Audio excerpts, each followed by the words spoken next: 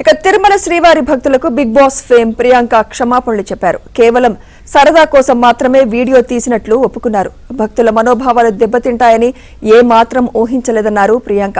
కేవలం వినోదం కోసమే వీడియో తీసినట్లు భర్త శివకుమార్తో కలిసి వీడియో రిలీజ్ చేశారు. తెలియక చేసిన తప్పు అని క్షమించాలంటూ వేడుకున్నారు. నమస్కారం అండి.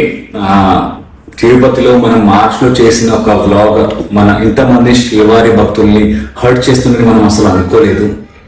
ఎంటర్టైన్మెంట్ కోసం చేసిన ఈ బ్లాగ్ ఇలా మారిపోతుంది అనుకోలేదండి. అంటే ఇంతమందికి హర్ట్ అవుతుందని మనకు తెలుస్తుంది. డెఫినెట్లీ ఇట్లాంటి బ్లాగ్ గానీ వీడియో గానీ చేసే వాళ్ళమే కాదు.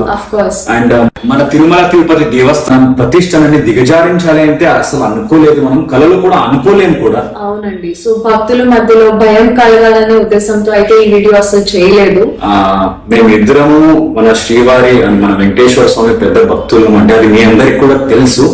అండ్ శ్రీవారి భక్తుల్ని కించపరిచేలా కోట్లాది మంది హిందూ భక్తుల మనోభావాలు, అదే విధంగా మన టిటిడి యొక్క పవిత్రతను దెబ్బతినే లక్ష్యంతో అసలు మనం చేయలేదు.